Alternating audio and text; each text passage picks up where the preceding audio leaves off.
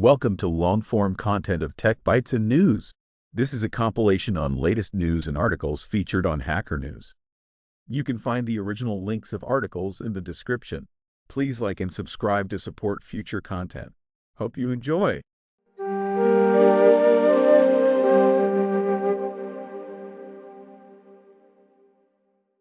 Welcome to Tech Bytes and News, your daily roundup of articles featured in Hacker News. Today, we're diving deep into the fascinating world of building a database using the Rust open source community, a topic explored in a recent article. Get ready for some serious tech talk with a dash of humor. Oh, I'm all ears. Building a database from scratch sounds incredibly complex. How did they even manage it in just 4 months? That's the beauty of leveraging the power of open source, my friend. They built ScopeDB, a shared disk, petabyte-scale database, using a team of just 3 developers and around 50,000 lines of Rust code. Amazing, right? They relied heavily on existing open-source projects, reducing the workload significantly. Think of it like building with Legos. You don't create every brick from scratch, you use pre-made pieces. So what were some of these crucial open-source building blocks? I'm curious about the tech stack. Absolutely. They used Apache OpenDAL for object storage access, offering a unified interface. For relational database interactions, they cleverly employed SQLX and SQuery, and for data types, they leveraged GIF, ordered float, and even Apache Arrow for its array abstraction. It's a powerhouse combination. Wow, that's quite a list. But didn't they encounter any issues using these existing projects? Of course. That's where the real story begins. They found bugs, missing features, and even performance bottlenecks. But instead of just complaining, they actively contributed back to the upstream projects. They submitted numerous pull requests, adding features, fixing bugs, and improving performance. It's a beautiful example of collaborative open source development. That's inspiring. It's not just about taking, but also giving back to the community. Did they only contribute to existing projects? Not at all. They also created several new open-source projects during the development of ScopeDB. FastTrace, a tracing library. Logforth, a logging library. Fastomer for scheduling tasks. And even CronXBR for handling cron expressions.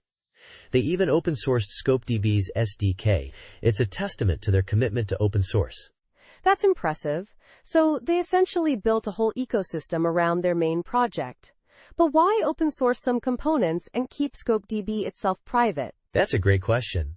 They adopted what they call a commercial open source paradigm. They keep ScopeDB proprietary to sustain their business.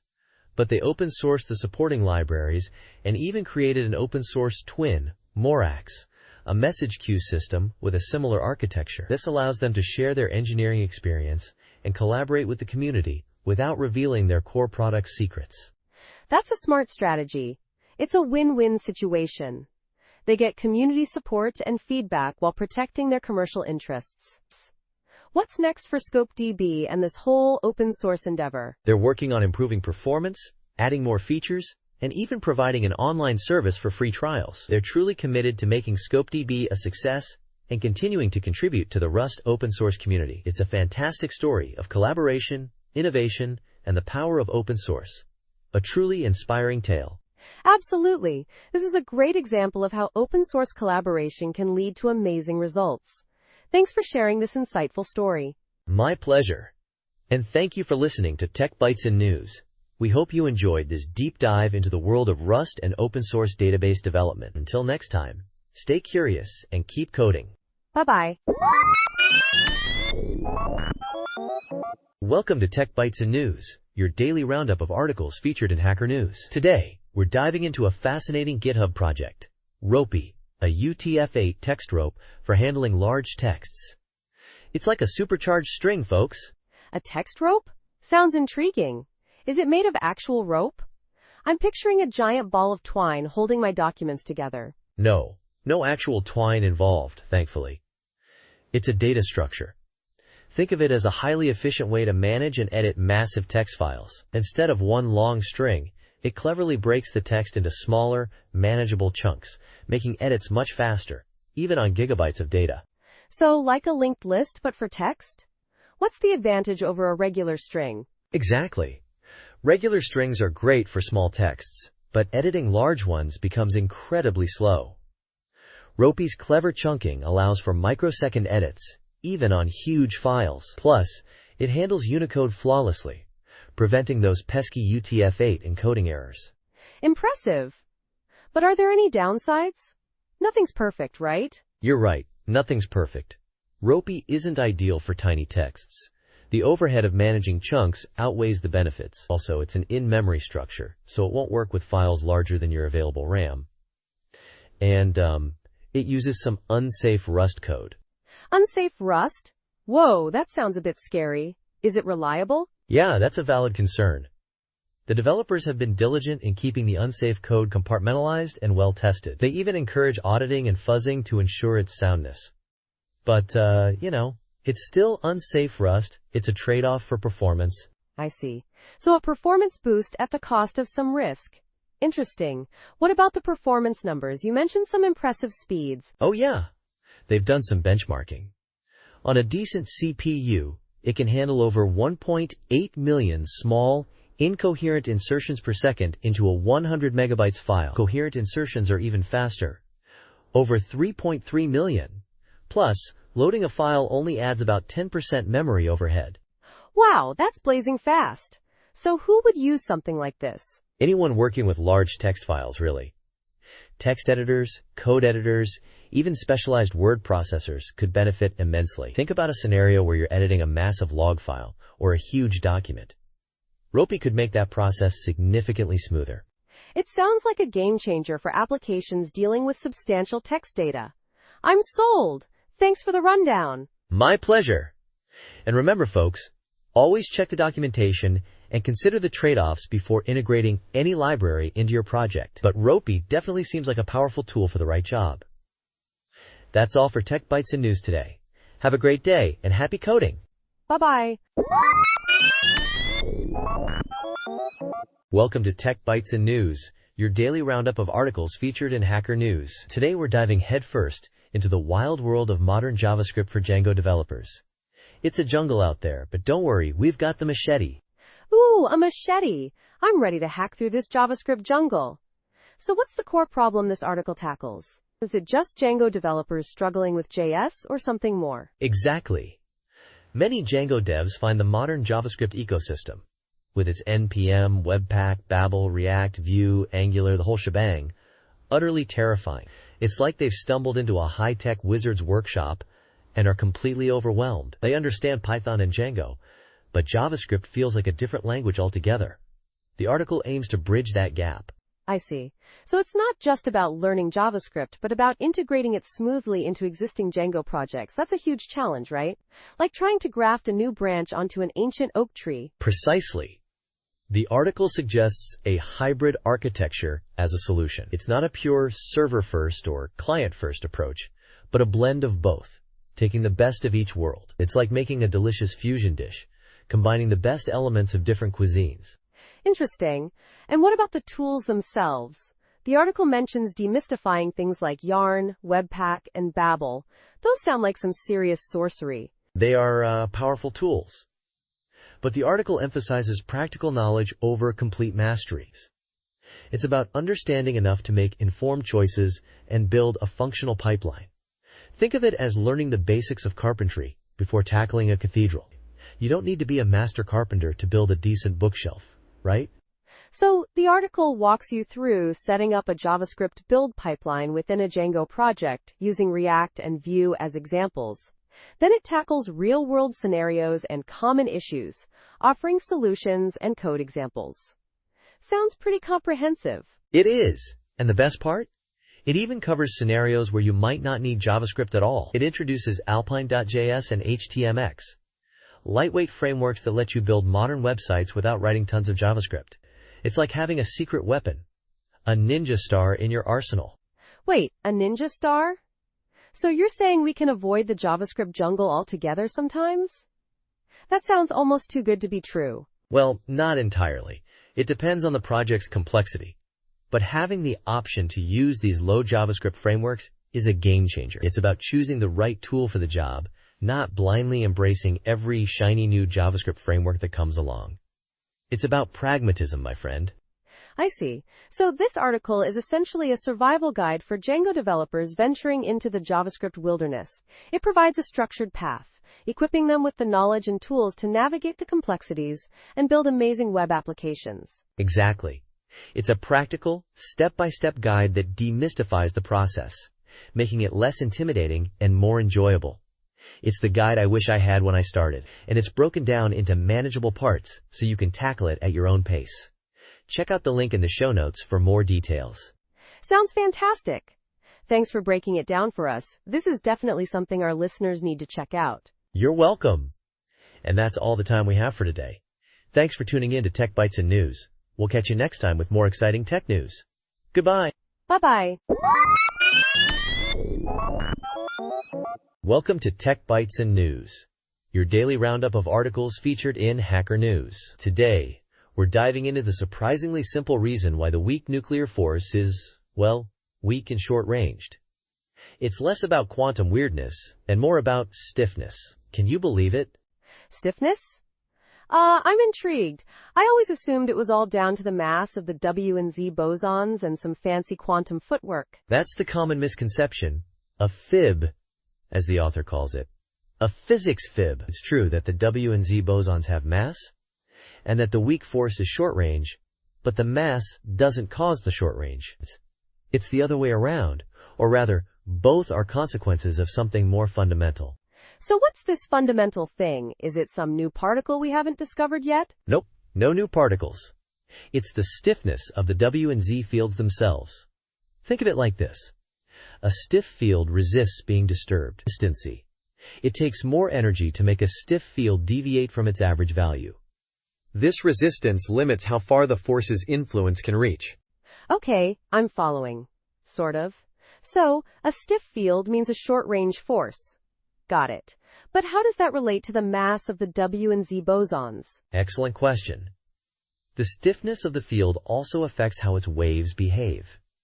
In quantum field theory, these waves are what we call particles. A stiff field's waves tend to bunch up, creating these localized, stationary vibrations, which is what gives the W and Z bosons their mass. It's like a taut string. It takes more energy to make it vibrate. So the mass is a consequence of the stiffness, not the cause of the short range. That's a mind bender. Exactly. The author uses a great analogy. Imagine a taut string versus a floppy one. Pulling on the middle of a floppy string affects the whole thing, but a taut string only deforms locally. The stiffness limits the range of the disturbance. The same principle applies to the W and Z fields.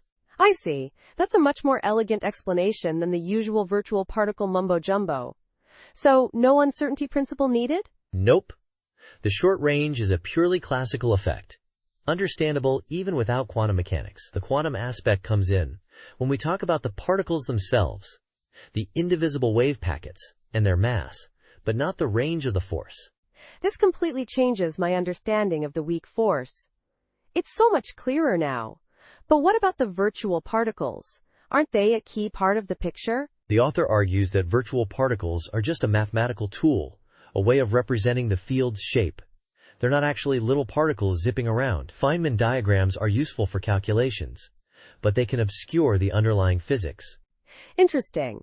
So the whole thing boils down to the stiffness of the field determining both the short range of the force and the mass of its associated particles.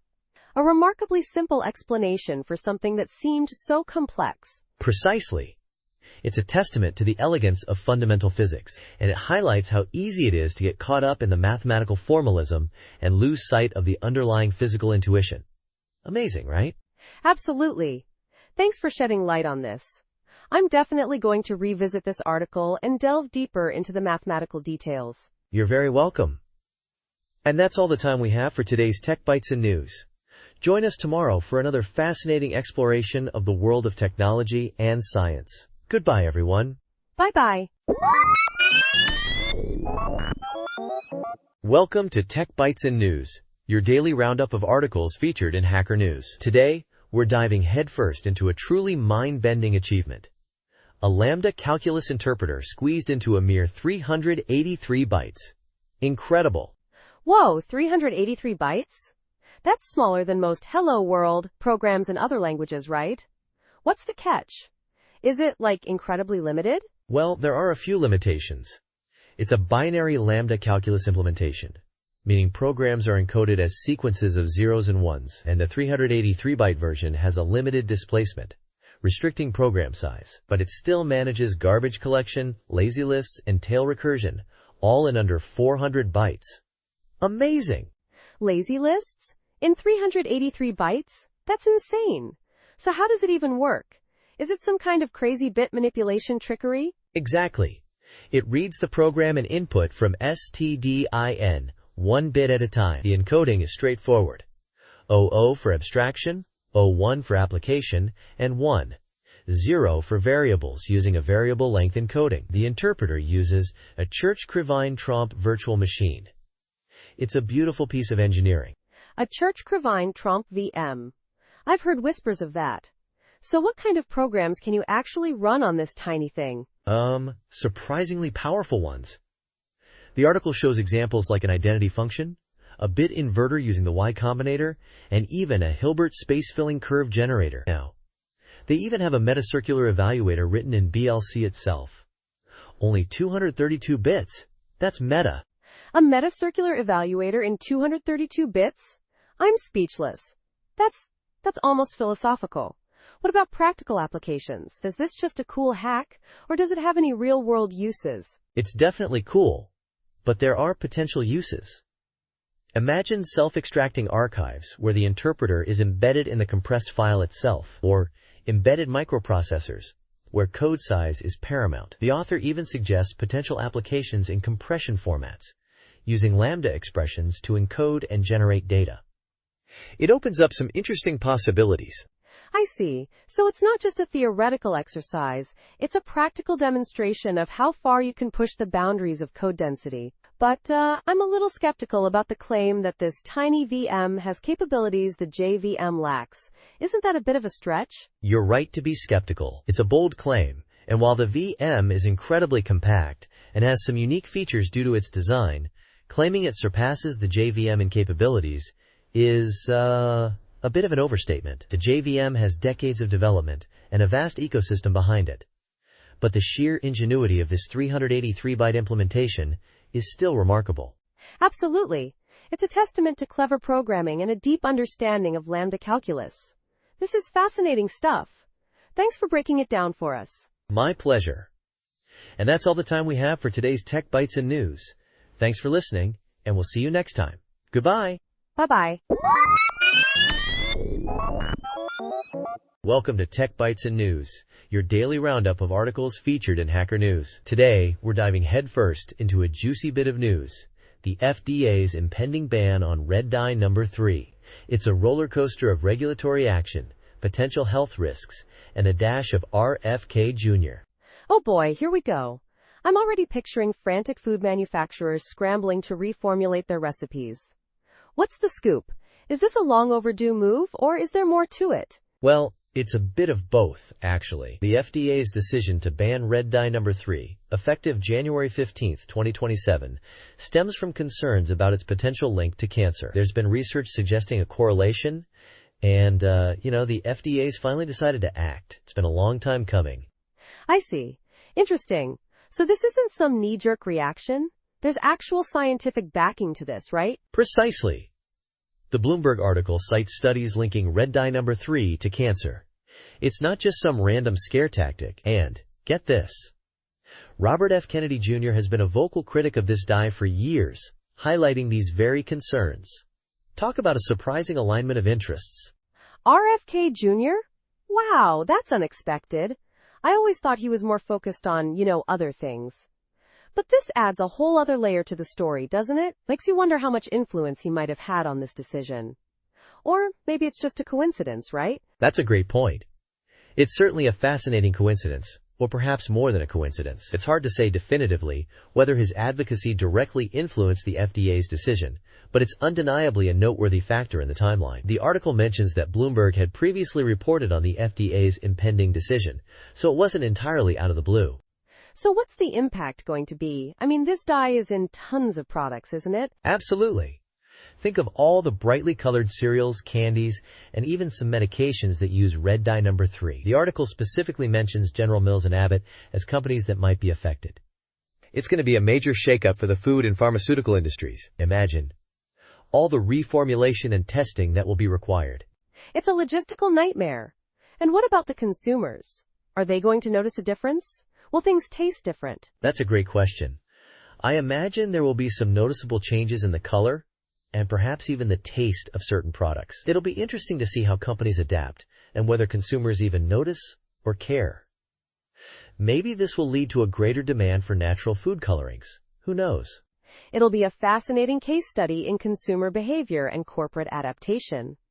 This whole situation is a perfect example of how seemingly small things, like a food dye, can have wide-ranging implications. Exactly.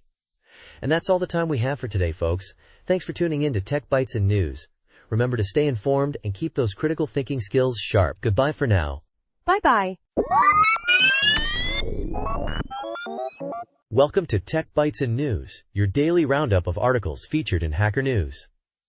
Today, we're diving into the surprisingly generous free tier offered by Cloudflare Pages. It's a topic that's got the tech world buzzing, and for good reason.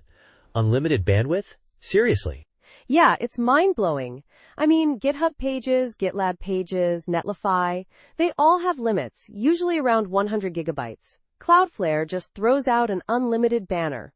What gives? Is there a catch? That's the million-dollar question.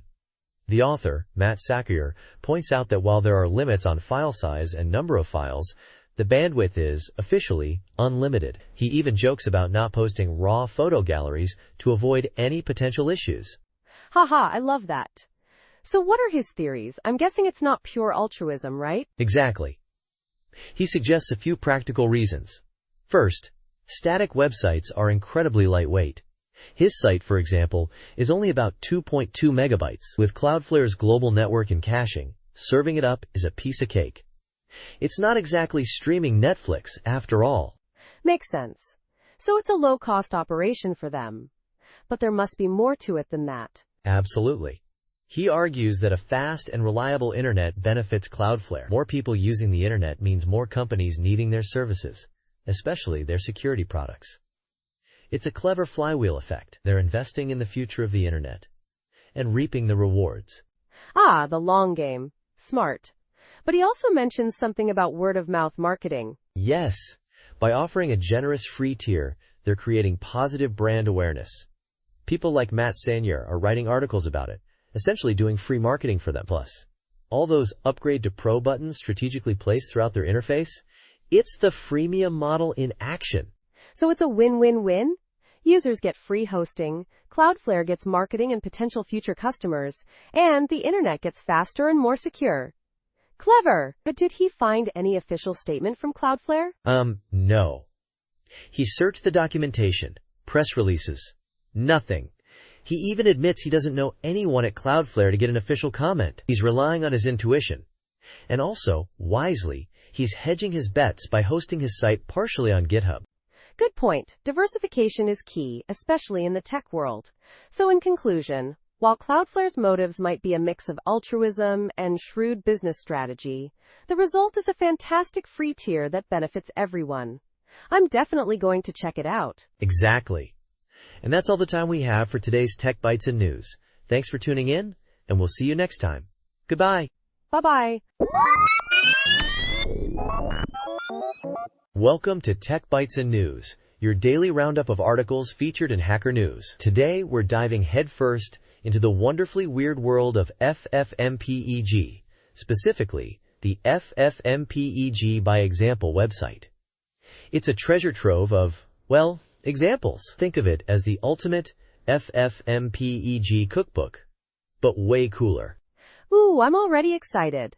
So what makes this site so special? Is it just a bunch of random FFmpeg commands? Oh, far from it. It's meticulously organized, showcasing diverse FFmpeg applications.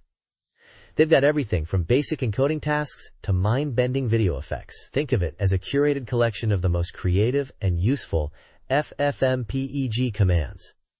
A real goldmine for video and audio manipulation. I see. So, like, what kind of examples are we talking about? Give me the juicy bits. Well, for starters, there's this amazing example of creating an erratic camera movement effect using the crop filter. It's pure magic, using sine waves to create this unsettling, yet strangely captivating camera shake. The command itself is a thing of beauty, a testament to FFmpeg's power and flexibility. Whoa, sine waves? That's hardcore. And what about other examples? Anything for the less mathematically inclined among us? Absolutely. They've got examples for everything from converting OGG to M4A for your iPod, remember those? To copying metadata between MP3 files. They even have one on extracting multiple video clips from a single input file. It's like a Swiss Army knife for your media files. That's incredibly useful. I bet there are some really niche examples too, right? I mean, this is FFmpeg we're talking about. You bet. There's one that lets you analyze video frames, time codes, and metadata using the show info filter. It's like getting a deep dive into the inner workings of your video file. And another one shows you how to list all the supported audio and video encoders. Very handy for planning your projects. This is seriously impressive. So is it just a website, or is there a community aspect to it? Oh yes, there's a thriving Discord community. They even encourage contributions. If you've got a cool FFmpeg trick, you can share it with the world. And they even accept donations. You know, for coffee. Because who doesn't love coffee while battling with FFmpeg commands? Haha, I can relate to that. So basically, FFmpeg by example is a must-visit for anyone working with FFmpeg, regardless of their skill level. It's a fantastic resource. I'm definitely checking it out. Absolutely. It's a fantastic resource, a testament to the power of community-driven documentation. And remember, if you're feeling adventurous, why not contribute your own FFmpeg masterpiece? Until next time, this has been Tech Bytes and News. Goodbye. Bye-bye. Welcome to Tech Bytes and News, your daily roundup of articles featured in Hacker News. Today, we're diving headfirst into 1971, specifically, what the heck happened that year to shape our world today? Buckle up, Buttercup. It's a wild ride.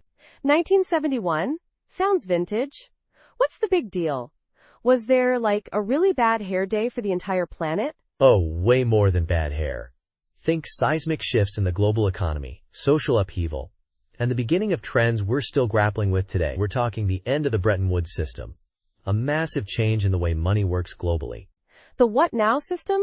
Sounds complicated. Yeah, it was the gold standard, basically. The US dollar was pegged to gold, and other currencies were pegged to the dollar. Think of it like a really complicated Jenga tower. One wrong move, and the whole thing comes crashing down. And crash, it did. So no more gold backing the dollar? That's a big deal.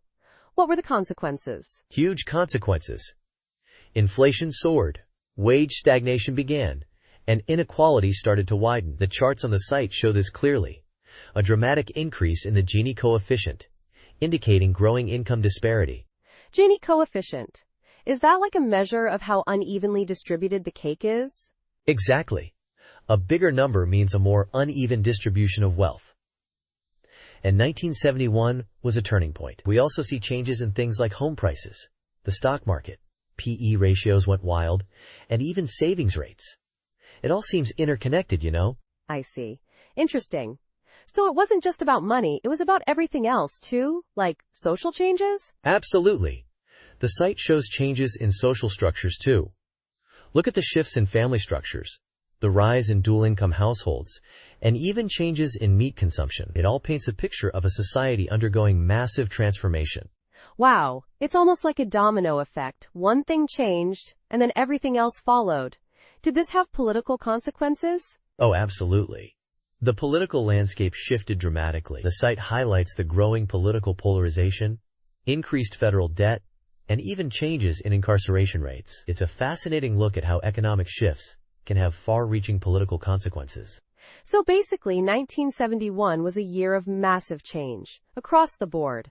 It's almost overwhelming. It is. But that's what makes it so compelling.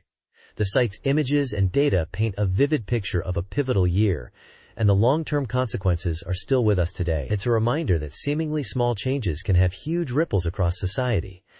And, Hayek's quote about money and government, That's a whole other can of worms. A whole other can of worms indeed. Thanks for shedding light on this fascinating and complex topic. You're welcome.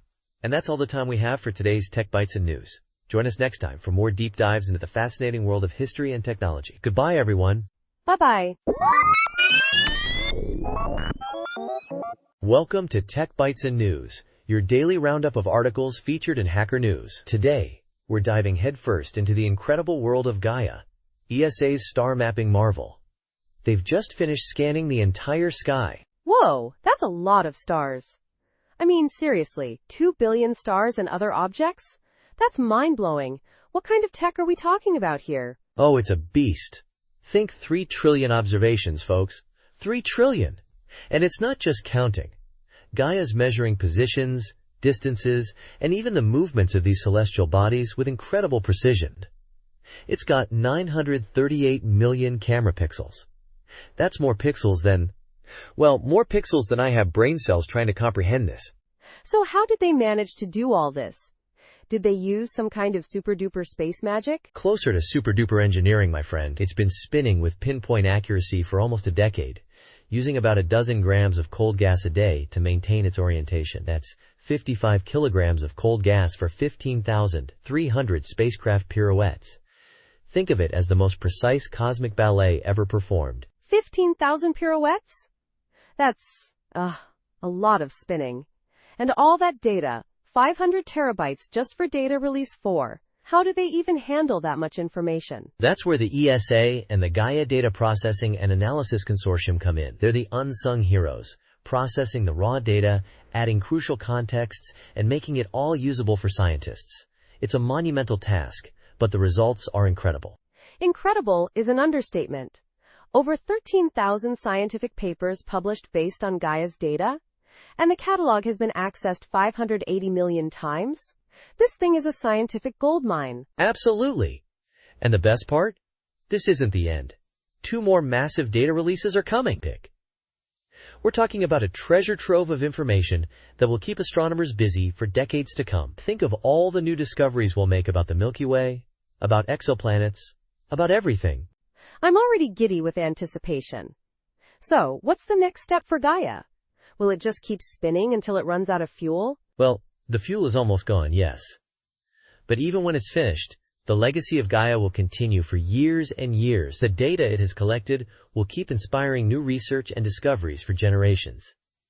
It's a testament to human ingenuity and our relentless pursuit of knowledge. It's truly inspiring. It really is. It's amazing to think about the sheer scale of this project and the impact it will have on our understanding of the universe. Thanks for sharing this, incredible story. My pleasure. And that's all the time we have for today's Tech Bites and News. Join us tomorrow for another exciting journey into the world of technology and science. Bye for now. Bye-bye. Welcome to Tech Bites and News, your daily roundup of articles featured in Hacker News. Today we're diving headfirst into a fascinating piece by Piotr Migdal. Don't use cosine similarity carelessly. Get ready for some serious vector-based shenanigans.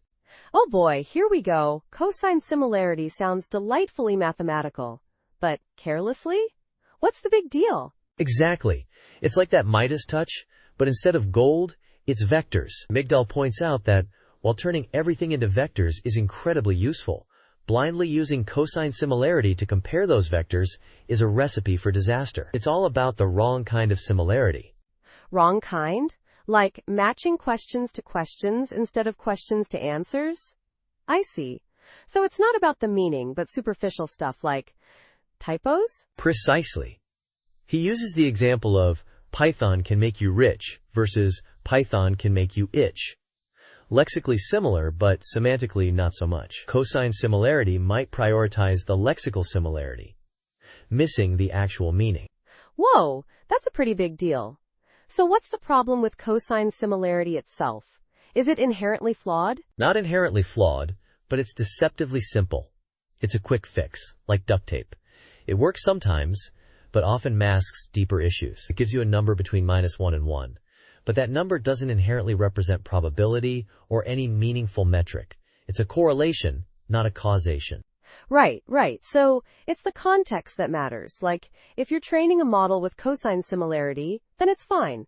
But if you're just using it as a post-processing step on embeddings from a model trained with a different objective function, you're basically gambling. Exactly. Migdal emphasizes that unless your model was explicitly trained using cosine similarity, or a direct function of it, like a dot product of normalized vectors, you're working with a quantity you have no control over. It might work sometimes, but it's unreliable.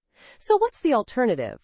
Besides not using cosine similarity, what should we do instead? The million-dollar question. The best approach is to directly query an LLM. Ask it, is sentence A a plausible answer to sentence B? That leverages the LLM's power to understand the actual meaning and relationship between sentences. But that's computationally expensive. Yeah, that's a bit overkill for large data sets. What about something more efficient? Good point. We can still use embeddings, but instead of blindly using cosine similarity, we can train custom embeddings tailored to our specific task. We can fine-tune existing models or use transfer learning to create more focused embeddings. Think of it as decluttering, keeping only the features relevant to our specific definition of similarity. So it's about tailoring the method to the problem, not just throwing cosine similarity at everything. Precisely. Migdal also suggests pre-prompt engineering, crafting prompts that guide the embedding process to focus on specific aspects, or even rewriting the text to standardize it before embedding, removing superficial differences. I see. It's all about being intentional and understanding the limitations of our tools. So no more careless cosine similarity. Exactly. Remember, sometimes duct tape works, but for anything beyond a quick fix, we need more sophisticated tools. Thanks for joining us on Tech Bytes and News. Until next time, keep those vectors aligned. Bye-bye. Welcome to Tech Bytes and News, your daily roundup of articles featured in Hacker News. Today, we're diving headfirst into the wonderfully weird world of generalized LR parsing. It's all about parsing any context-free grammar, no ifs, ands, or buts. Exciting, right? Absolutely. But I'm a bit rusty on my LR parsing basics. Is this going to be a total brain melt? Nah, we'll keep it breezy. Think of it like this. Regular LR parsing is like trying to fit a square peg into a square hole. Sometimes it works perfectly. Other times, not so much. GLR parsing? That's like having a super flexible, shape-shifting peg that can mold itself to any hole. Okay, I see. So the problem with standard LR parsing is that it struggles with certain grammars, right? It gets stuck in conflicts. Exactly. You end up with these nasty shift-reduce conflicts, where the parser doesn't know whether to shift the next input symbol onto the stack or reduce a production rule. It's a real headache. And readability suffers. So GLR solves this by doing everything at once?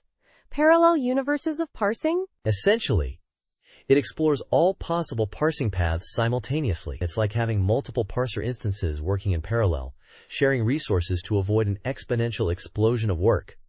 Clever, huh? I'm following. Mostly.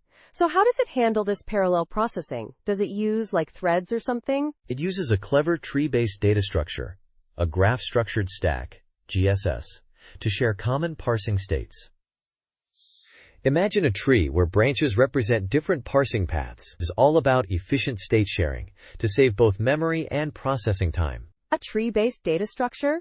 Sounds elegant. But what about hidden left and right recursion? I've heard those are particularly nasty. Oh, they are. Hidden left recursion creates cycles in the GSS, which can lead to infinite loops if you're not careful. Hidden right recursion? That's where things get really tricky. The basic GLR algorithm can just give up. Oh dear. So what's the solution? Enter right-nulled GLR, RNGLR. It cleverly short-circuits right-nulled rules where the right-hand side can be empty. This avoids some of the infinite loop problems, but it introduces new reduce conflicts. So it's a trade-off. Fewer infinite loops, more conflicts. Sounds like a classic computer science problem. Precisely. The article discusses techniques to resolve these conflicts, often by prioritizing earlier reductions. It's all about finding the right balance. And then there's the issue of parse forests. Parse forests? Sounds ominous. Not ominous, just complex. Because GLR can handle ambiguous grammars, it can produce multiple parse trees for a single input. Instead of listing them all, it creates a parse forest, a shared structure representing all possible parses. It's like a supertree of all possible interpretations. Wow, this is a lot to take in. So what are the key takeaways here? GLR parsing is a powerful technique for handling ambiguous grammars, but it's not without its challenges. RNGLR offers improvements, but introduces its own set of problems. The key is understanding the trade-offs and employing techniques to mitigate the complexities. It's a fascinating field, and there's still plenty of research to be done. Definitely. Thanks for breaking this down for us. It's amazing how much complexity is hidden behind something as seemingly simple as parsing. My pleasure. And that's all the time we have for today's Tech Bytes and News. Thanks for listening, and we'll catch you next time with more exciting explorations of the tech world. Bye. Bye-bye. Welcome to Tech Bytes and News, your daily roundup of articles featured in Hacker News. Today we're diving into a seriously cool project, turning ebooks into audiobooks using a surprisingly lightweight text-to-speech model called Kokoro. It's like magic, but with Python. Whoa, ebooks to audiobooks? That's a game changer, especially for those obscure titles you can't find already narrated. So how does this Kokoro thing work its magic? Right. So, Kokoro is this 82 million parameter TTS model. Think of it as a super efficient voice actor, trained on less than 100 hours of audio. And the quality? Amazing. It supports multiple languages: English, US and UK, French, Korean, Japanese, and Mandarin, with a bunch of different voices to choose from. Only 82 million parameters? That's ridiculously small for such high quality. Most TTS models I've seen are like orders of magnitude larger. What's the tool you're using to do the conversion? The tool is called Audibliz. A clever name, huh? It's built by the same guy who wrote the blog post. It parses EPUB files, extracts the text, feeds it to Kokoro, and then stitches the resulting audio files together into a nice M4B audiobook. That's all Python-based, so relatively easy to set up. Easy to set up, you say? I'm intrigued, but I'm also a bit skeptical. How long does it actually take to convert a book? I'm imagining some seriously long processing times. Well, the author converted The Selfish Gene, a hefty 100,000-word book, in about 2 hours on an M2 MacBook Pro. That's pretty impressive, right? The speed depends on the length of the book, of course, but it's significantly faster than some other methods I've seen. 2 hours for a book that size? That's actually quite reasonable. What about the installation process? Is it a nightmare of dependencies? Not at all. It's a simple --pip install audibles --. Then you download a couple of files, the Kokoro model, and a voice file that are around 360 megabytes in total. You'll also need --FFmpeg, if you want the final M4B file. Piece of cake! Okay, so it's relatively straightforward. But what about the chapter detection? Does it handle all kinds of EPUB structures well? That's where it gets a little quirky. The chapter detection is a bit janky. It works well enough for most EPUBs, skipping things like covers and indexes, but it might miss a preface or intro sometimes. The author suggests tweaking the "is underscore chapter" function in the code if you run into problems. Janky, huh? Sounds like a good opportunity for a pull request. I wonder if using a more sophisticated NLP technique for chapter detection would improve accuracy. Maybe something that looks for heading styles or semantic breaks in the text? But overall, this sounds like a fantastic project. Absolutely. And the best part? The code is open source, so you can contribute and improve it yourself. There are plans for better chapter detection, adding chapter navigation to the M4B, and even image-to-text narration for those illustrated books. The possibilities are endless. This is truly exciting. Thanks for sharing this. I'm definitely going to try this out. It's a great example of how powerful and accessible these new AI models are becoming. My pleasure. And that's all the time we have for today's Tech Bytes and News. Thanks for tuning in, and we'll see you next time. Goodbye. Bye-bye. Welcome to Tech Bytes and News, your daily roundup of articles featured in Hacker News. Today, we're diving into a fascinating story about Elwood Edwards, the voice of AOL, and a surprisingly personal connection to a machine learning project. Get ready for a blast from the past. Oh, I'm all ears. The AOL voice? That's a trip down memory lane. What's the connection to machine learning? Well, the author, John Graham Cumming, was working on an email filtering program called POP File back in the early 2000s. And, get this, he found that Elwood Edwards, the guy behind the iconic You've Got Mail, had a website where you could order custom voice recordings. Can you believe it? No way. So he basically outsourced his notifications to the voice of AOL? That's amazingly specific. What did he get? He ordered 2 phrases, mail classified by pop file, and use the source, Luke, classic, for a total of $30, which, considering inflation, that's a steal. He even got a bonus, "You've got mail, John," recording thrown in. Talk about personalized service. $30 for a piece of internet history? I mean, the nostalgia factor alone is worth it.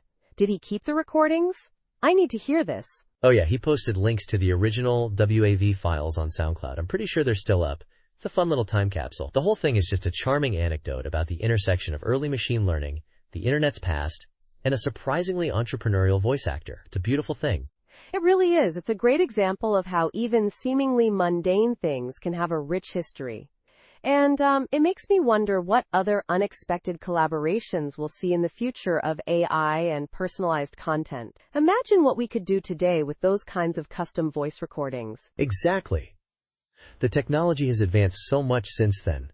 Think about the possibilities now with ASI voice cloning and generation. We could have hyper-realistic personalized voices for everything from automated emails to audiobooks. The future is bright, my friend. Absolutely.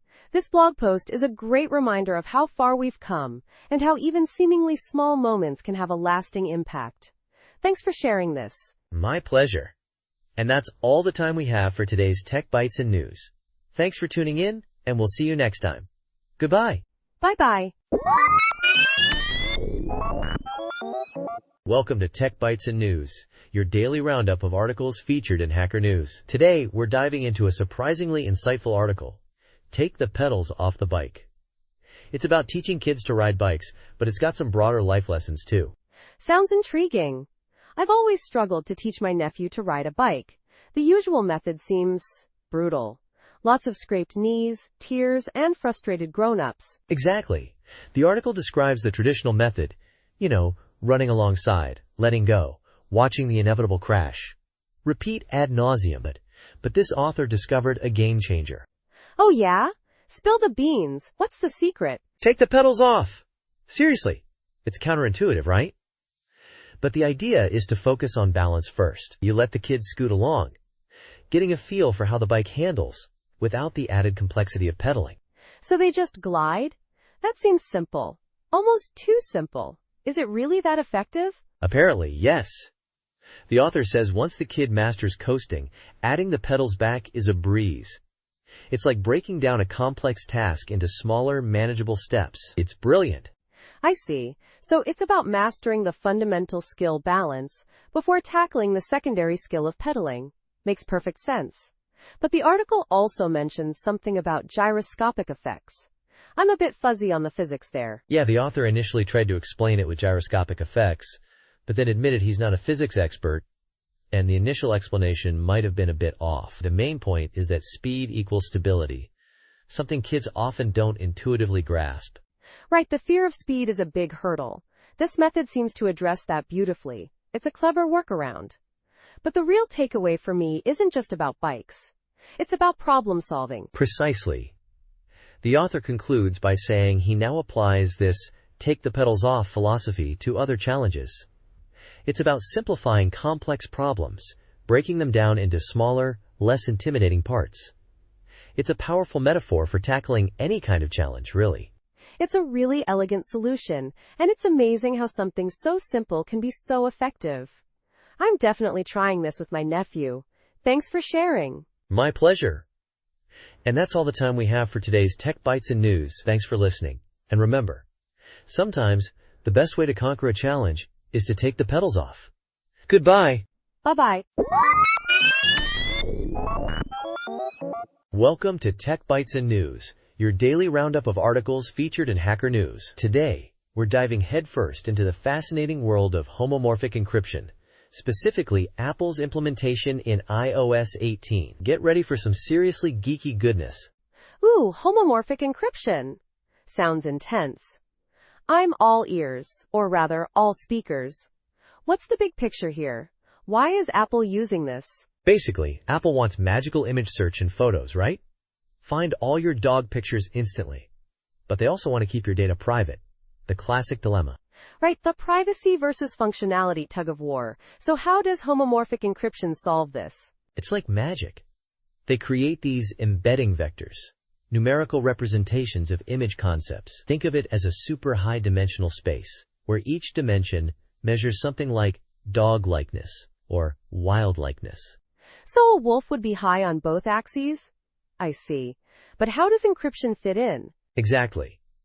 Normally, sending these vectors to Apple's servers for comparison would be a privacy nightmare. But with homomorphic encryption, the vectors are encrypted before they're sent. The server can perform calculations on the encrypted data, like finding the closest matches, without ever seeing the actual data. That's mind-blowing. But how does that even work? I mean, how can you do math on something you can't see? That's the beauty of it.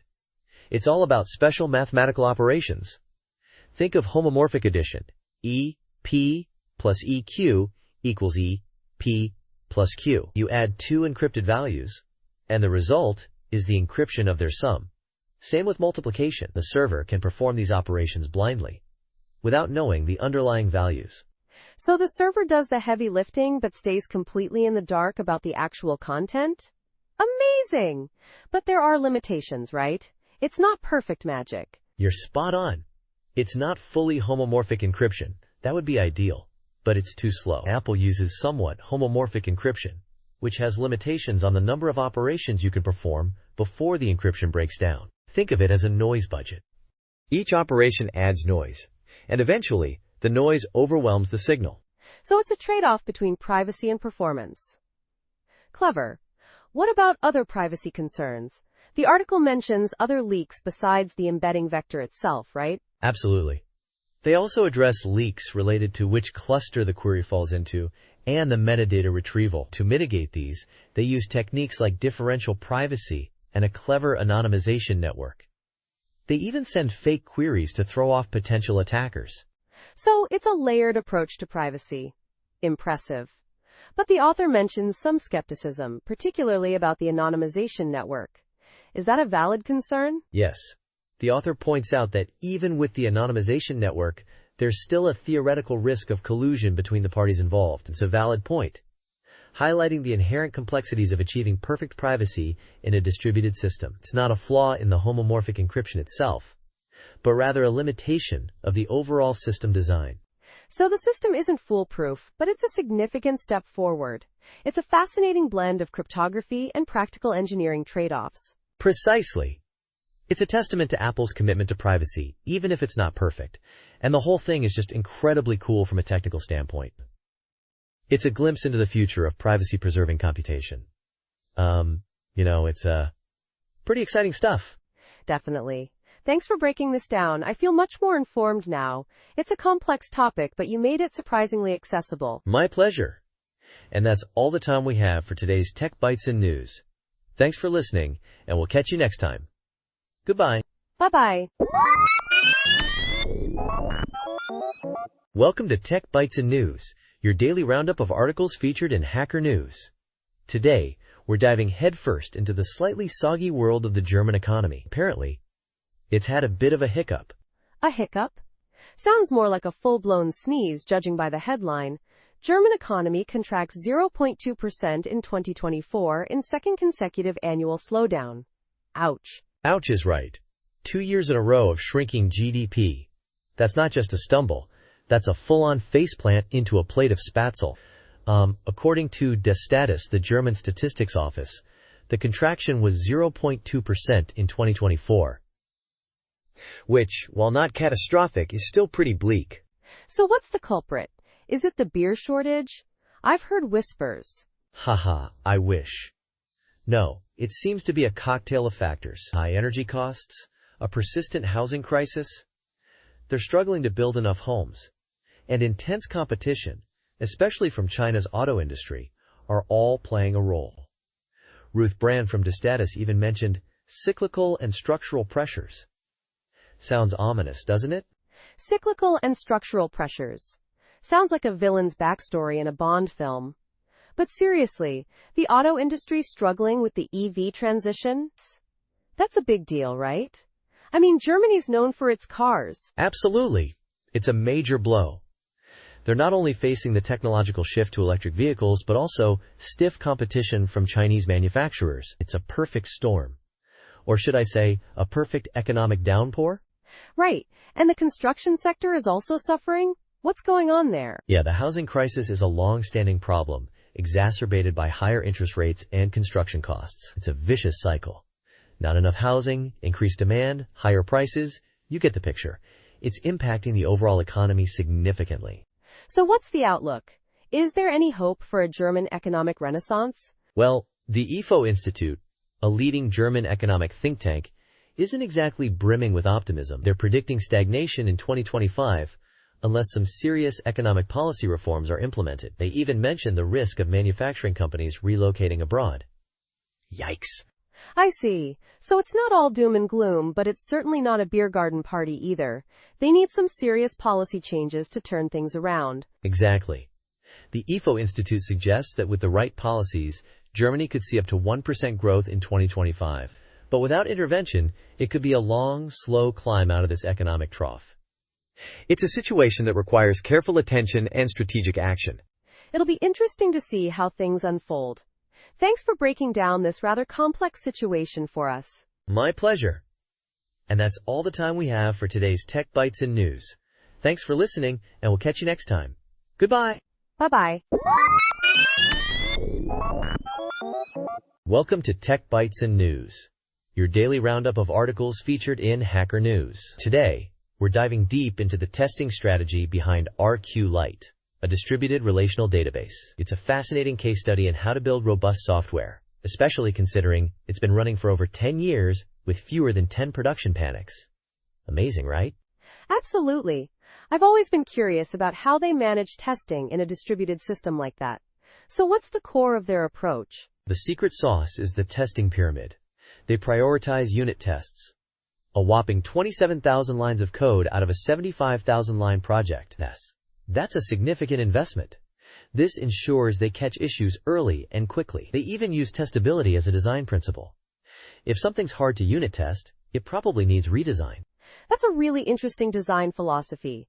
So what about the higher levels of the pyramid? Do they rely heavily on end-to-end tests? Not at all. They keep end-to-end tests minimal, only around 5,000 lines. They see them as more of a smoke test, verifying basic functionality. They avoid over-reliance, because debugging failures at that level is a nightmare. It's all about efficiency and targeted testing. I see, so it's a balanced approach. What about system-level testing? How do they test the distributed consensus aspect? That's where things get really interesting. They have about 7,000 lines dedicated to system-level tests, focusing on the interplay between Raft and SQLite. They test replication, read operations at different consistency levels, and resilience to failures. Node crashes, leader elections, the whole shebang. They even run tests on both single-node and multi-node configurations. Impressive. It sounds like they cover all the bases. But what about performance? How do they ensure RQ Lite can handle real-world loads? Oh, they definitely don't forget about performance. They run tests with massive datasets, sometimes exceeding 2 gigabytes, to identify bottlenecks. They measure insert rates, concurrent query handling, and resource usage. This has even led to optimizations like compressing Raft log entries to improve disk I/O. They even found and fixed a memory leak through these performance tests. Wow, that's a comprehensive approach. It seems like their testing philosophy is as important as the code itself. Any key takeaways from their experiences? Absolutely. They emphasize starting testing early, keeping test code simple and easy to understand, and never ignoring test failures, no matter how obscure. They also highlight the importance of maximizing determinism in your tests, and being deliberate about adding higher-level tests. It's all about building confidence and iterating quickly. That's excellent advice, applicable to any software project. It's clear that their disciplined testing strategy is a major reason for ArcLight's success and reliability. Thanks for breaking it down for us. You're very welcome. And that's all the time we have for today's episode of Tech Bytes and News. Thanks for listening, and we'll catch you next time. Goodbye. Bye-bye. Welcome to Tech Bytes and News, your daily roundup of articles featured in Hacker News. Today, we're diving into a fascinating legal victory concerning civil forfeiture. A Nevada court just dealt a major blow to police using a federal loophole to sidestep state protections. Buckle up, folks, it's a wild ride. Oh, I'm all ears. Civil forfeiture always sounds like a recipe for disaster. So what exactly happened in Nevada? Did someone's prized collection of rubber ducks get confiscated? Haha, almost. It was a bit more serious than rubber ducks. A retired Marine, Stephen Lara, had his life savings seized during a traffic stop. No charges, no evidence of a crime, just poof, gone. The Nevada Highway Patrol handed his money over to the DEA, claiming a federal loophole. Unbelievable. So they just used the feds to avoid Nevada's stricter forfeiture laws? That's some next-level bureaucratic shenanigans. Exactly. Nevada's laws require clear and convincing evidence, a much higher bar than the federal government's preponderance of evidence standard. The Highway Patrol basically outsourced the forfeiture to avoid the stricter state rules and get a hefty kickback. Up to 80% of the seized funds. 80%? That's highway robbery, literally. So what did the court say? The court ruled that Nevada law enforcement can't use this federal program to bypass state laws. They said there's no loophole. The state legislature never officially accepted participation in the federal equitable sharing program. Therefore, using it violates Nevada law. It's a huge win for property rights. That's fantastic news. But, I'm guessing the fight isn't over, right? The state probably isn't going to just roll over. You're absolutely right. Laura is still seeking damages and pursuing additional claims under the Nevada Constitution, and the state is expected to appeal. This is far from the end of the story. It sets a powerful precedent, though. Definitely. This case highlights the importance of strong state laws protecting against civil forfeiture abuse. It also shows how creative law enforcement can be in trying to circumvent those laws. It's a bit chilling, actually. It is. This ruling is a wake-up call for other states. The Institute for Justice, the organization representing Lara, is pushing to close these loopholes nationwide. They're fighting for individuals and setting important precedents. It's a David versus Goliath story, and David is winning some rounds.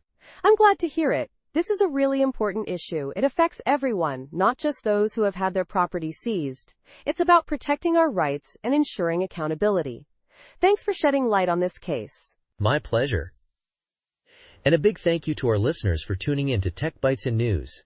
We'll keep you updated on the progress of this case and other important legal battles. Until next time, stay informed and stay safe. Bye-bye.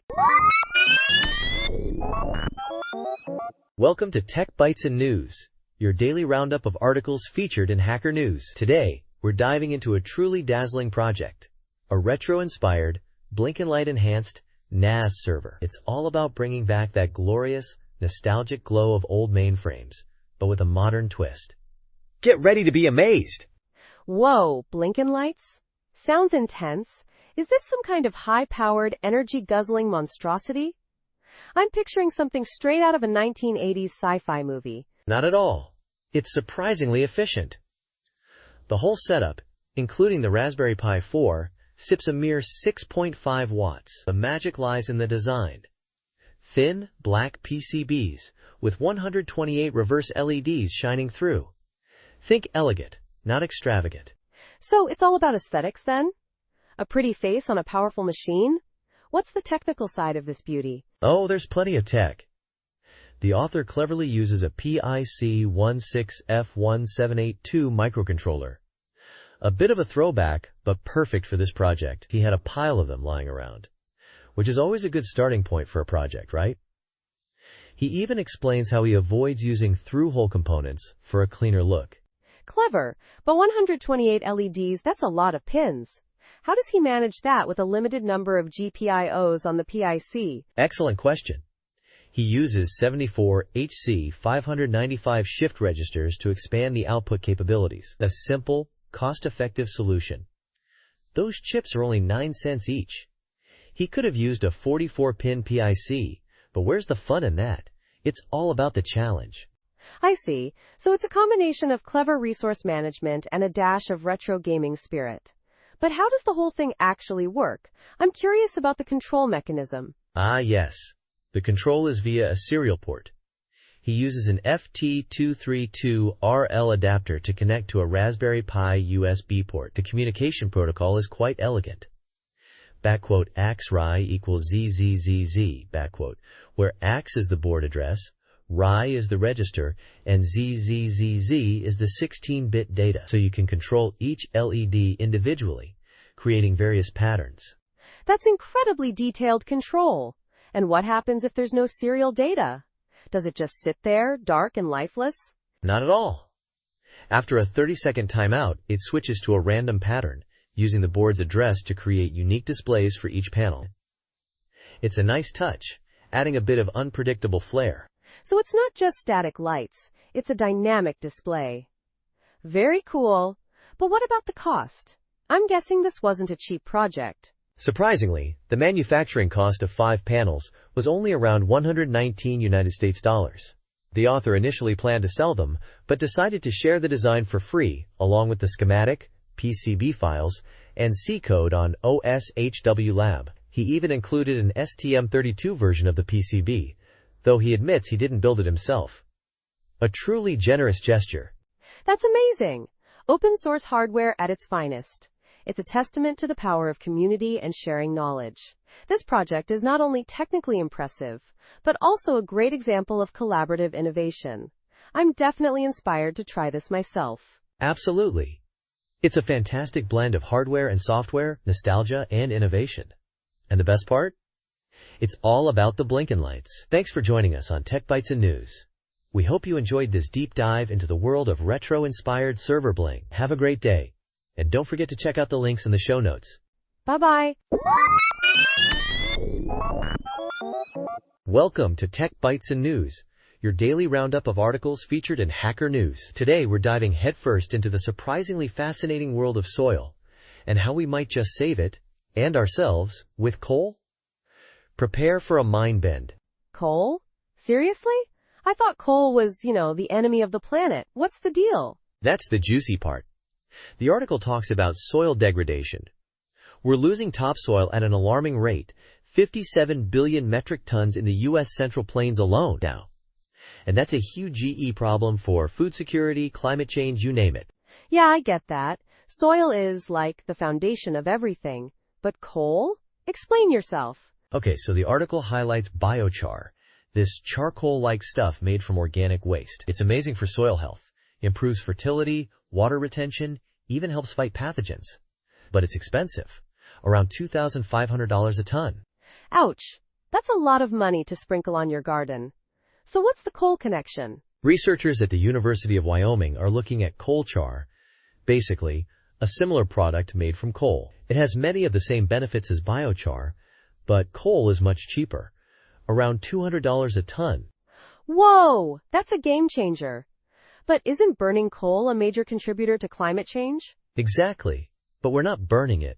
We're using it as a soil amendment. Think of it like returning ancient, carbon-rich plant matter back to the earth, but in a concentrated, readily available form. It's a way to potentially sequester carbon and improve soil health simultaneously.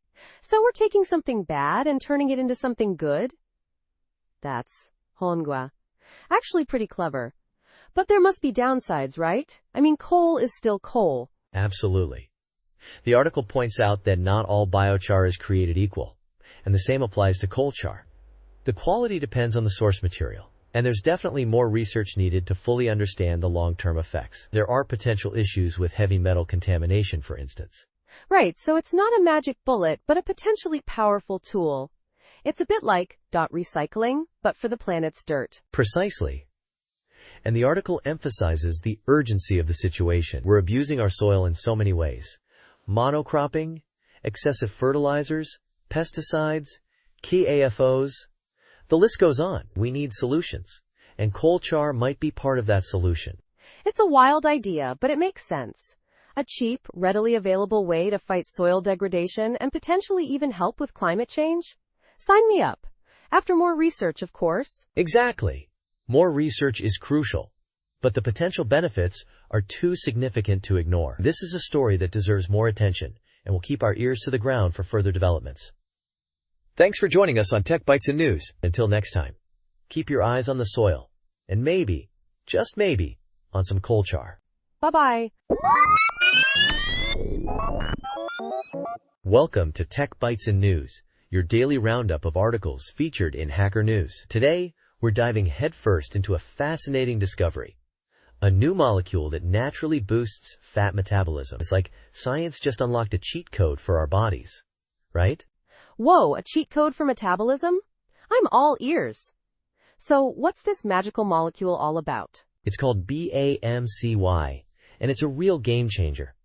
Researchers at Weill Cornell Medicine and the Boyce Thompson Institute found it. Apparently, it's all about a conversation between our gut microbes and our bodies. A symbiotic relationship, if you will, where they're working together to regulate fat metabolism and cholesterol levels.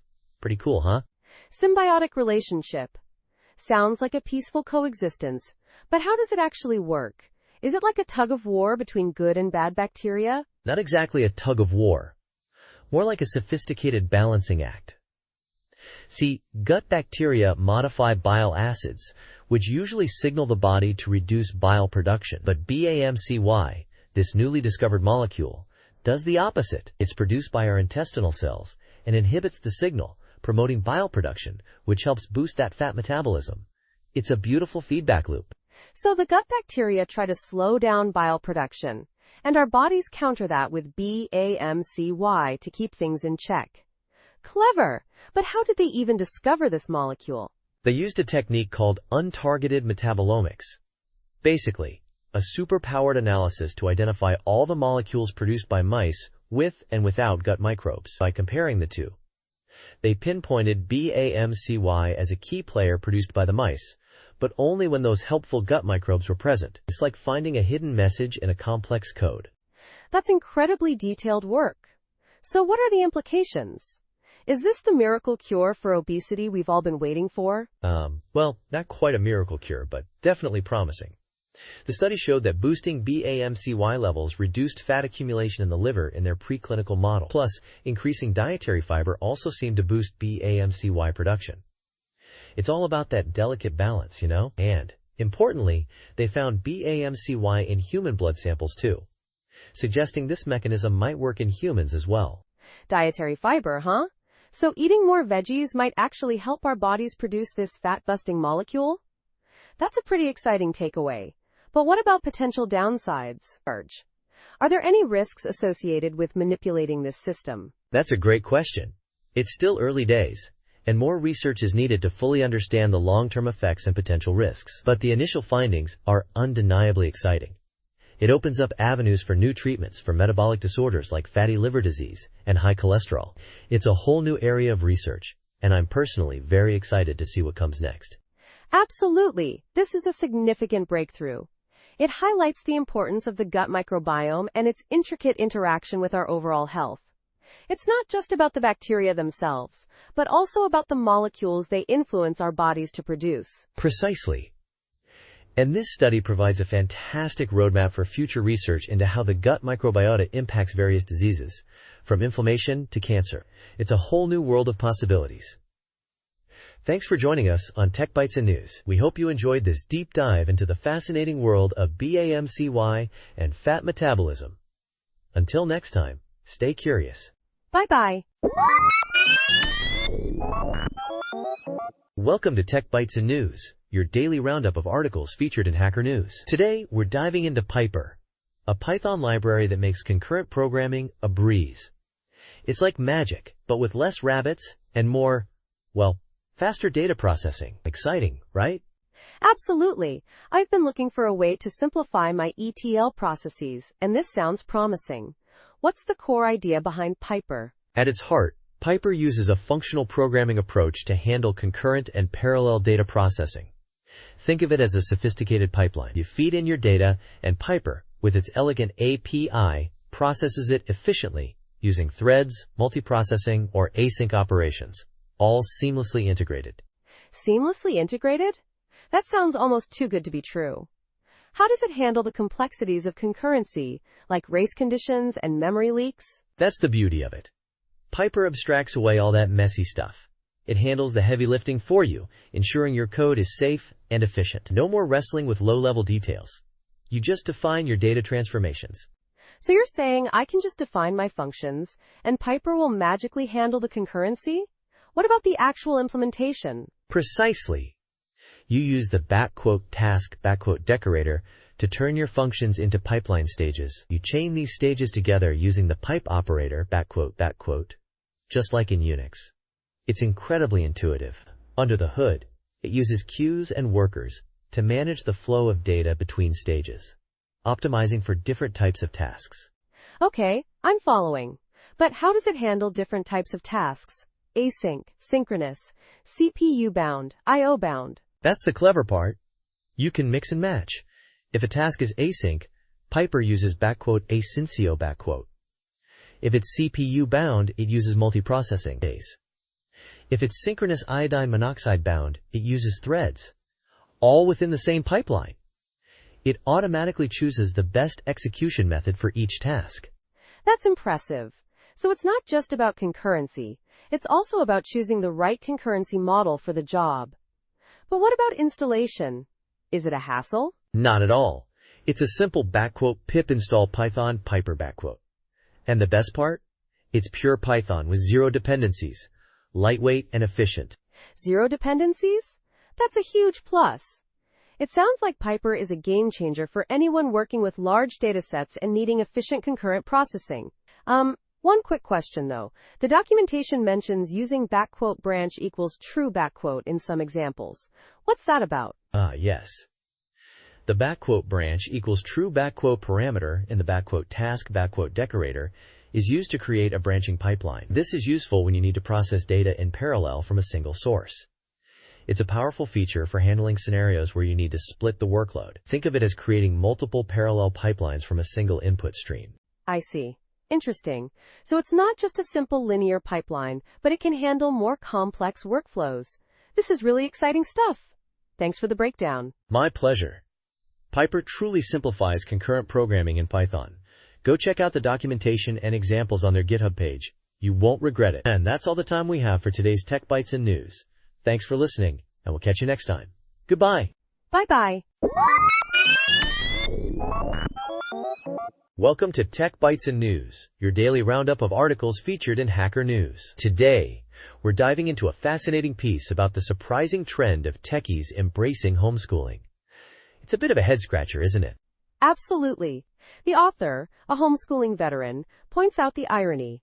Tech folks, often champions of egalitarianism and disrupting the status quo, are opting for a system historically associated with, shall we say, less progressive viewpoints. Exactly. They're essentially hacking their kids' education, avoiding the average student and the average pace of public schools. It's presented as a life hack, a way to optimize for success. But the author makes a compelling point about the potential downsides. While the pro and con arguments for homeschooling seem to cancel each other out statistically, the underlying motivation, avoiding average people, is concerning. Yeah, it's a bit of a double-edged sword, you know? The author highlights the potential for creating kids who are socially awkward, detached from reality, and perhaps even a little contemptuous of others. It's a bit elitist, isn't it?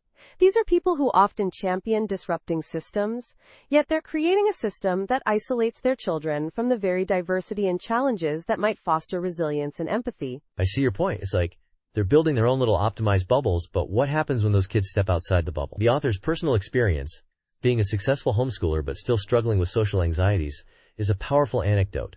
Absolutely. And the author's concluding thought is really thought-provoking. How can you change the world for the better if you've been taught to hold most people in contempt? It's a powerful critique of this trend. It's a really nuanced perspective, isn't it? It's not a blanket condemnation of homeschooling, but rather a cautionary tale about the potential unintended consequences of this particular approach. It's a reminder that while optimization is great, sometimes a little bit of chaos and exposure to the average is exactly what we need to grow. And that's a valuable lesson for us all, whether we're techies, parents, or just trying to navigate this complex world. Thanks for joining us on Tech Bytes and News. We hope you enjoyed this discussion. Thanks for listening, everyone. Join us next time for more insightful tech news and analysis. Bye for now. Bye-bye. Welcome to Tech Bytes and News, your daily roundup of articles featured in Hacker News. Today, we're diving headfirst into Sakana AI's groundbreaking work on Transformer Squared, a self-adaptive LLM. Get ready for some serious AI excitement. Whoa, self-adaptive LLMs? That sounds like science fiction becoming reality. What's the core idea behind this Transformer Squared thing? Exactly. It's all about mimicking nature's adaptability. Think octopuses changing color, or our brains rewiring themselves after injury. Transformer Squared does something similar, dynamically adjusting its internal weights to tackle different tasks. Math, coding, reasoning, even visual understanding, all in real time. So it's not just fine-tuning, it's like on-the-fly customization? That's incredibly efficient, right? Precisely. They use a two-step process. First, it figures out the task. Then it tweaks its internal brain, its weight matrices. Using a technique called singular value decomposition, or SVD, to optimize performance. Think of SVD as a surgeon precisely dissecting the LLM's knowledge into smaller, manageable components. Like separating out the math pathways from the language pathways in the LLM's brain? Clever. But how does it actually do the adapting? That's where it gets really interesting. They use singular value fine-tuning, or SVF, with reinforcement learning. It learns these Z vectors, which are essentially dials controlling the strength of each component. One Z vector might boost the math component, another the language one. At inference time, it selects or combines these Z vectors based on the task. So it's like having a bunch of specialized expert modules, and it picks and chooses the right ones for the job? And they have 3 different ways to figure out what the job is, right? Prompt-based, classifier-based, and few-shot adaptation. Exactly. And the results are pretty stunning. They tested it on Llama and Mistral LLMs across various tasks, and it consistently outperforms LoRa, a common fine-tuning method, in efficiency and performance. That's impressive. But what about transferring knowledge between different models? That's usually a huge challenge. Yeah, that's a really good point. They actually tried transferring Z vectors trained on Llama to Mistral, and it worked. Not perfectly, but surprisingly well. It suggests that we might be able to, reuse these task-specific experts across different models. This is huge for efficiency and reducing training costs. This is mind-blowing. It's like they've unlocked a new level of AI adaptability. It's not just about better performance, it's about creating truly dynamic, evolving AI systems. Absolutely. They call it living intelligence, and it's a pretty apt description. Imagine AI that continuously learns and adapts without needing constant retraining. This is a massive leap forward, paving the way for more efficient, personalized, and integrated AI tools across various industries. This is definitely a game changer. Thanks for breaking this down for us. My pleasure. And that's all the time we have for today's Tech Bytes and News. Join us tomorrow for more exciting developments in the world of technology. Goodbye, and have a great day. Bye-bye. Welcome to Tech Bytes and News, your daily roundup of articles featured in Hacker News. Today, we're diving headfirst into a juicy security bulletin about RSYNC, folks. 6 vulnerabilities. 6. Can you believe it? 6 vulnerabilities? Whoa, that's a whole buffet of bad news. Tell me more. What's the most serious one? The Big Kahuna, CVE 2024-12084, is a heap buffer overflow. Think of it like this. You've got a carefully organized buffet, and someone's just shoving extra food onto the plates until everything spills over. Except instead of food, it's data. And instead of a spill, it's arbitrary code execution. Nasty! So, just anonymous read access is enough to get code execution? That's terrifying. What's the CVSS score on that one? A whopping 9.8. Almost a perfect 10. That's as bad as it gets, practically speaking. The researchers, a team from Google, found a problem with how RSYNC handles checksum lengths. If the length is manipulated, boom, you've got a buffer overflow. Yikes. And what about the other vulnerabilities? Are they all as critical? No, not all are as critical. There's an info leak, CVE 202412085, CVSS 7.5, where uninitialized stack data can be leaked 1 byte at a time. Think of it as a slow drip of secrets. Then there's CVE 202412086, where a clever attacker can reconstruct arbitrary client files, a CVSS 6.1. Sneaky! So the server is basically snooping on the client's files? That's a breach of privacy, right? Exactly. Then we have a couple of path traversal vulnerabilities, CVE 202412087 and CVE 202412088, both CVSS 6.5. These exploit the ink recursive and safe links options, allowing a malicious server to write files to unexpected locations on the client. Imagine the havoc. That sounds like a nightmare for anyone using RSYNC with those options enabled.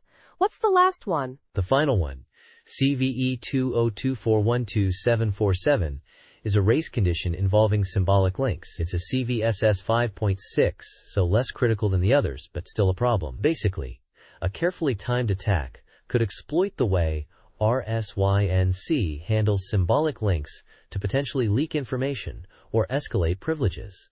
So all of these are in versions before 3.4.0? Is there a fix? Yes, the good news is that Upstream has patches, and RSYNC 3.4.0 is coming soon. For now, the advisories suggest workarounds like disabling SHA support or compiling with specific flags to mitigate some of the issues. But upgrading is the best solution. Definitely. Upgrading is always the best practice. This whole thing highlights the importance of keeping software updated, doesn't it? Thanks for breaking this down for us. Absolutely. And remember, folks, stay vigilant, keep your software updated, and always be wary of those sneaky checksums. That's all for Tech Bytes and News today. Have a great day, and stay secure.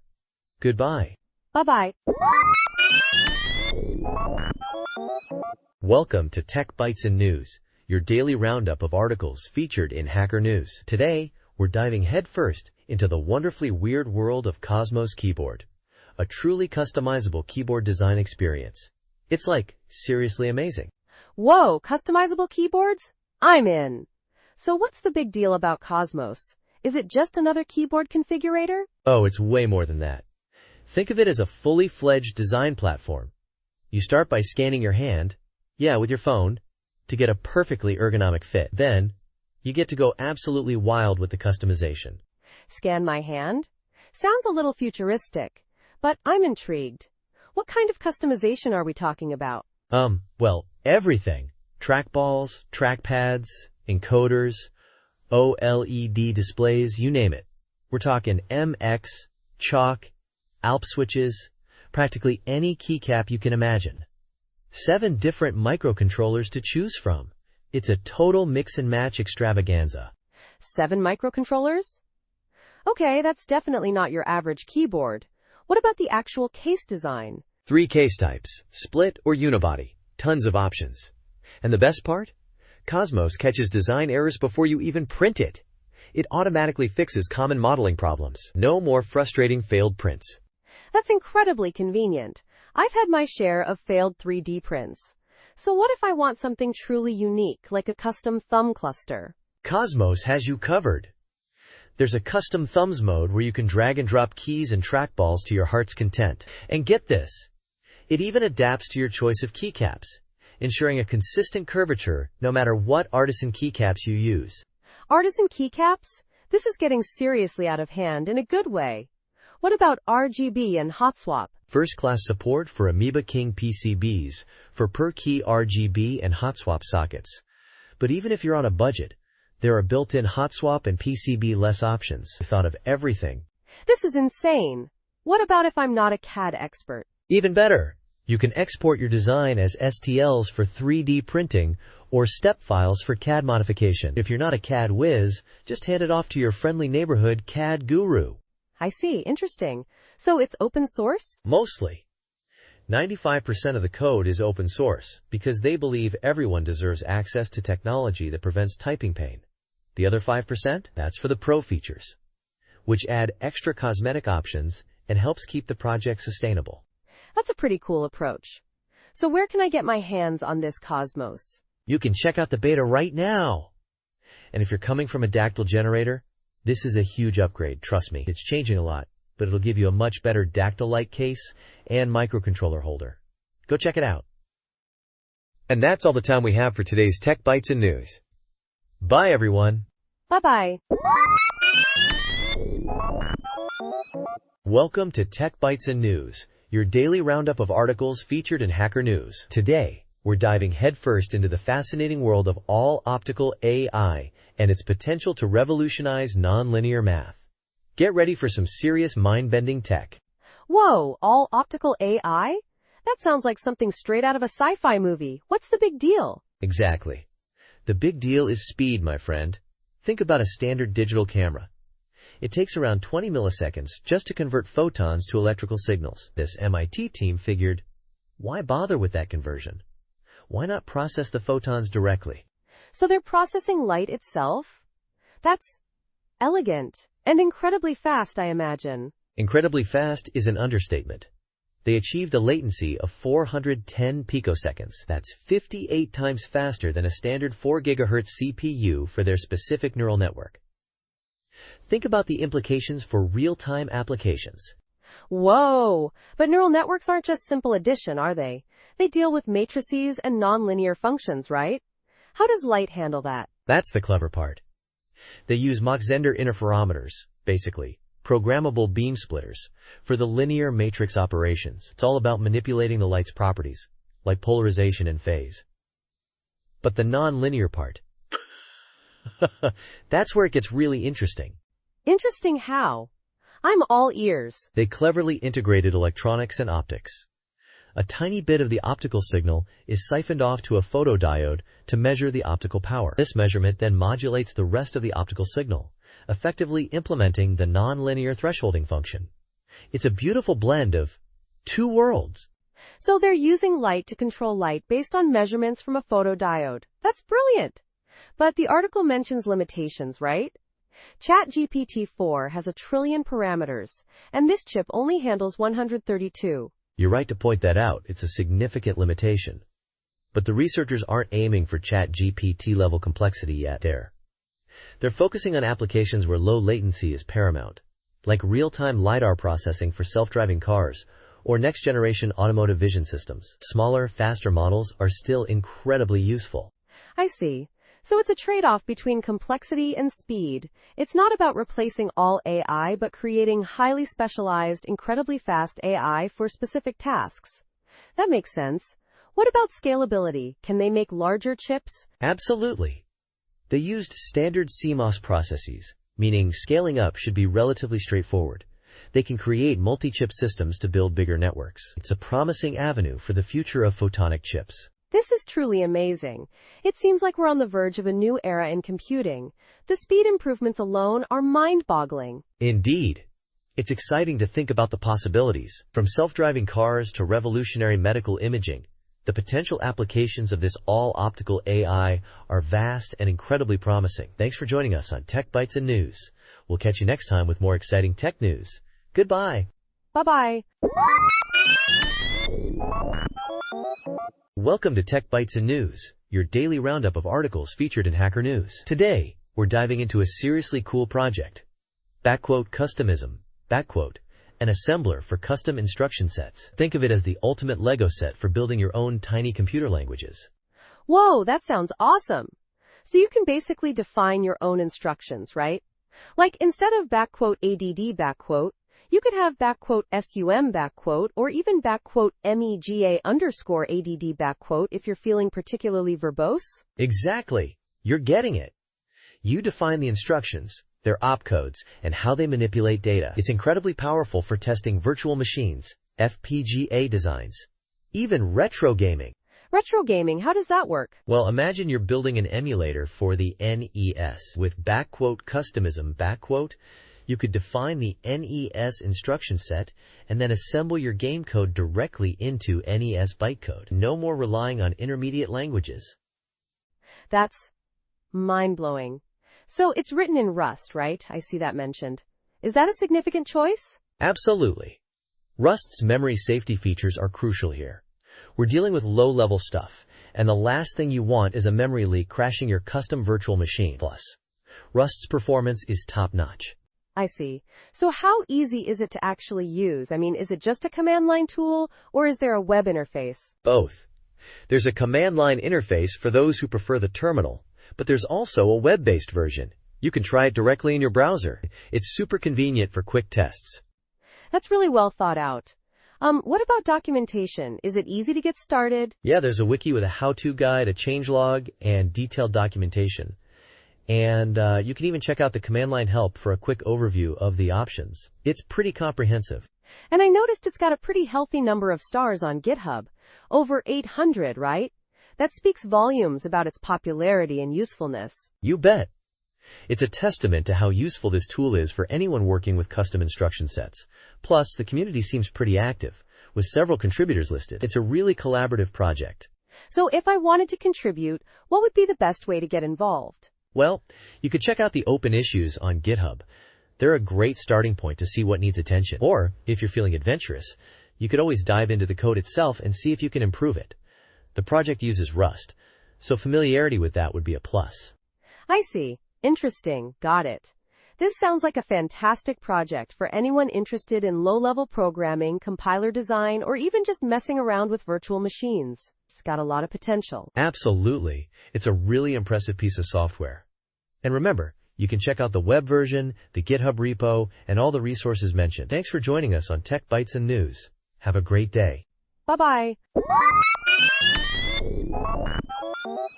Welcome to Tech Bytes and News, your daily roundup of articles featured in Hacker News. Today, we're diving into a really cool GitHub project, a block list for annoying websites.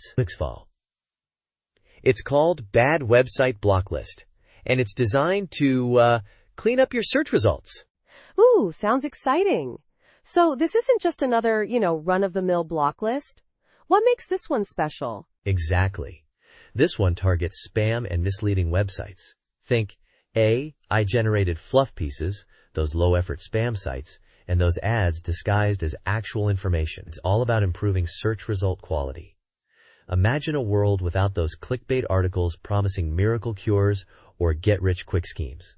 I see. So how does it actually work? Is it some kind of magical internet filter? Because I'm intrigued. It's not magic, unfortunately, but it's pretty clever. It uses uBlock Origin, a popular browser extension. You subscribe to this block list within uBlock Origin, and boom, those pesky sites are gone from your search results. The creator even provides a really clear, step-by-step guide on how to set it up. Super easy. That's pretty straightforward. But, what about false positives? Doesn't blocking sites risk accidentally blocking legitimate ones? That's a great point. The creator seems to be pretty meticulous about this. Each blocked website has a corresponding issue on the GitHub repo explaining why it was added. This transparency is key for maintaining accuracy and avoiding, unintentional censorship. It's a very well-organized project. Interesting. So it's not just about blocking, it's about community involvement and transparency. That's a pretty robust approach to maintaining the quality of the block list. I like it. Precisely. And get this, it's open source, under a CC 0 to 1.0 license, meaning anyone can contribute. If you find a site that should be blocked, you can even create an issue on GitHub to suggest it. Community-driven. That's fantastic. It's like a collaborative effort to fight the good fight against internet junk. I'm impressed. So where can our listeners find this amazing block list? It's on GitHub, naturally. Just search for popcar2/bad website block list. It's got over 200 stars, which is a testament to its effectiveness. Definitely worth checking out if you're tired of seeing garbage in your search results.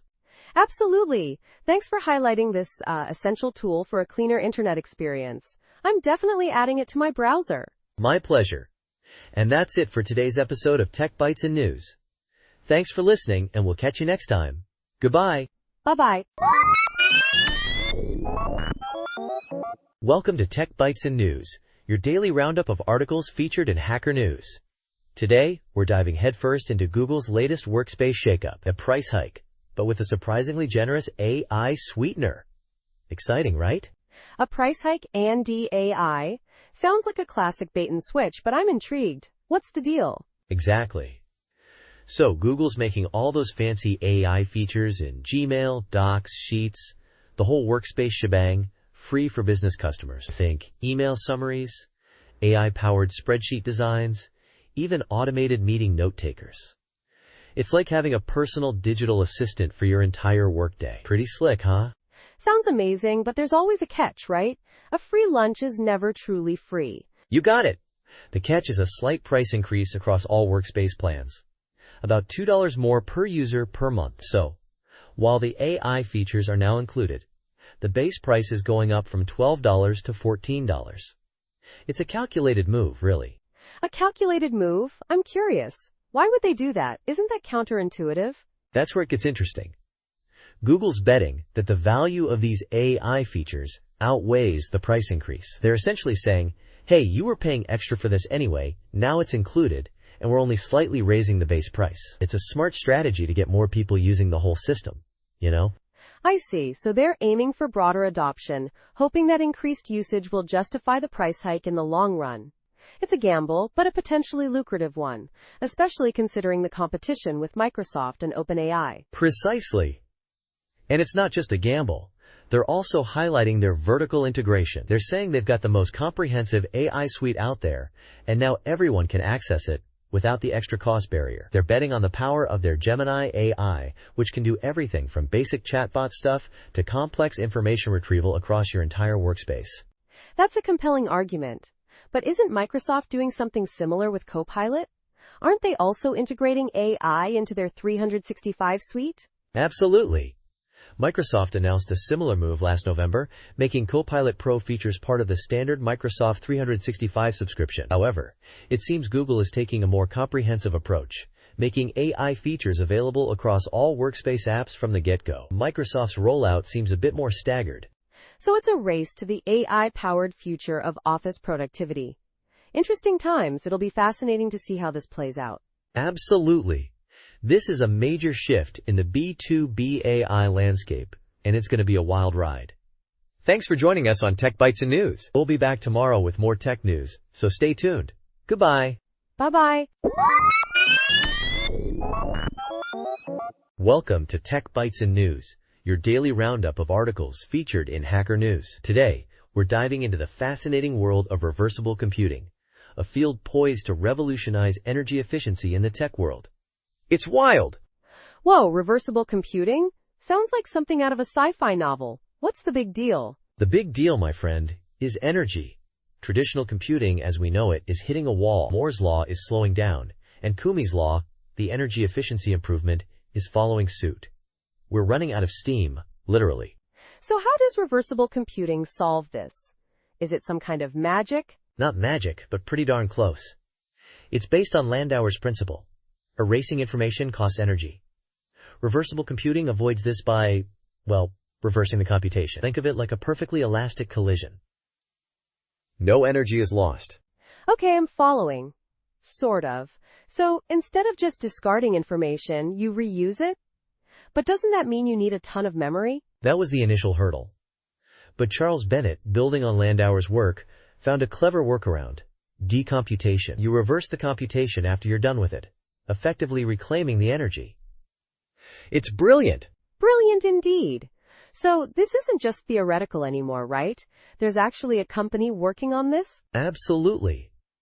Ver Computing is pushing the boundaries. They're aiming for a 4,000x energy efficiency improvement compared to traditional methods. That's insane! 4,000 times? That's mind-blowing. But how are they actually doing it? Is it some exotic technology? Not quite. They're using conventional CMOS technology, but with a clever twist. They're embedding the circuits in resonators. Think of them as tiny pendulums.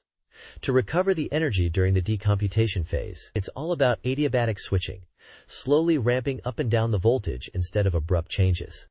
Adiabatic switching. Resonators. I see. So it's like carefully managing the energy flow instead of just letting it dissipate as heat? Precisely. Their first prototype, a reversible adder, is expected in Q1 2025. Then, an AI inference processor in 2027. of time. The full 4000x improvement is further down the line, but the potential is undeniably there. It sounds incredibly complex. What are the biggest challenges they face? Well, integrating the resonators onto the chip is a huge hurdle. They're starting with LC resonators, but they're also working on MEMS resonators for even better efficiency. And of course, developing new design tools for this type of computation is crucial. So it's not just about the computing itself, but also the manufacturing and design processes that need to be revolutionized? It's a whole ecosystem change. Exactly.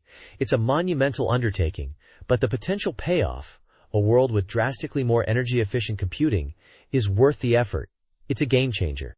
Definitely. This is incredibly exciting stuff. Thanks for breaking it down for us. You're very welcome. And that's all the time we have for today's Tech Bytes and News. Join us tomorrow for another dose of tech excitement. Goodbye, and have a great day. Bye-bye. Thank you for listening to the daily roundup of Tech Bytes and News. See you again tomorrow. Goodbye.